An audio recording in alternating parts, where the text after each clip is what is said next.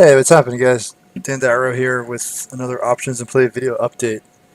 One of, well, not one of, but definitely a big thing with trading is respecting your stops, right? And while it's not fun, it's important. It means that you are respecting the risk. You have entered a trade knowing that there's either a certain amount of money you lose or there's a certain like level that you say that if a stock gets below or above, that means that your thesis on the trade really no longer makes sense. So, whether that's a dollar amount or like a stock level, there's a reason to get out, right? So when you hit your stop, some people get upset. They're like, oh, I don't ever want to trade this again. But I mean, realistically, like these stocks, they don't have memory of that, right? Like they don't know when you lost money, so they could stop you out the next day, reset, right? Or they could reset a week from now or a month from now. So, while I understand that it's frustrating to lose money and it happens to me,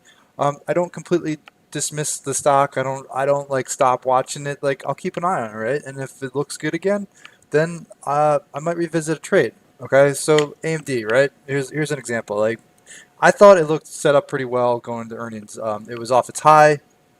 It had been in a lower range. So let me draw this chart. So it had been in a lower range, right? It was at the time right around here. It was like stuck in a lower range. Semi reports have been pretty good. AMD had been coming off a couple great quarters. So I felt like the bar was lower. Some of the semis looked to be turning the corner. AMD had a history of really good moves. So when I got into it, it was a longer dated call fly, basically looking for a move back above 90 through August expiration. Now, initially, it looked great, right? They crushed it. Guidance was fantastic. Stock opened up. I thought it was like the perfect setup, and then it just fell apart, right? So I eventually I held it, respected my stop, and when it got down to like the 50% net debit loss area is when I decided to cut it loose, right? So now, having exited, I have continued to watch it, but the question is like, when do I get back in? Well, for me, I get back in when the reason that I got in the first place has come back into play, right? And that for me would be getting back above like this moving average, or well, right now it's moving average, but for his previous kind of like resistance range, right? 83, 84. So now you have the 200-day there, you have the 100-day there. That's even more significant. And I realize, right, that that's a lot of room. That's like potentially 8 points between where it is now and what my level is, but like that's what I'm looking for. Like that was like the point on the chart that I thought was interesting, right? Because then I thought that there's a chance for it to turn and make a run into like the mid to high 90s. So for me to want to revisit it, it's going to have to make like a move into like the low 80s, and then I start to get interested, and then depending on when the time is, then I can like draw up an option trade to maybe participate on it, right? But when I do get involved, it's most likely going to be with lower risk, right? Because I already lost money on it once. So when I revisit it, it's probably going to be with like lower overall risk, because acknowledging the fact that, I already had a bad trade on it.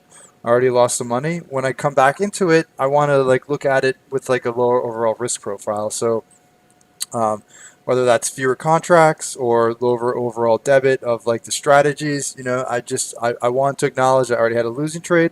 I mean, obviously, I still think the setup can work, but I lost money, so I want to have a little bit lower risk. And if it works, great. Maybe I can make back what I lost. Maybe make some money on top of that. But if it doesn't work and I lose again, then I was keeping the risk lower to begin with. Okay, so just because something didn't work, it doesn't mean you have to like completely write it off, right? You can keep looking at it, but just stick with your levels, right? Like don't chase something, don't like revenge trade.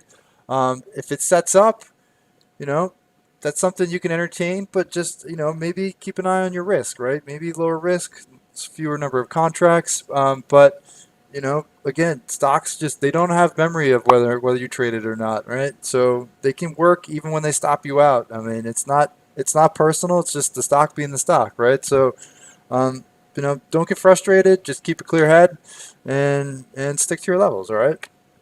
So if you like this video and you're looking for more information on swing trading with options, or trading earnings with options, please follow up with the link in the description of the video for more information on options in play.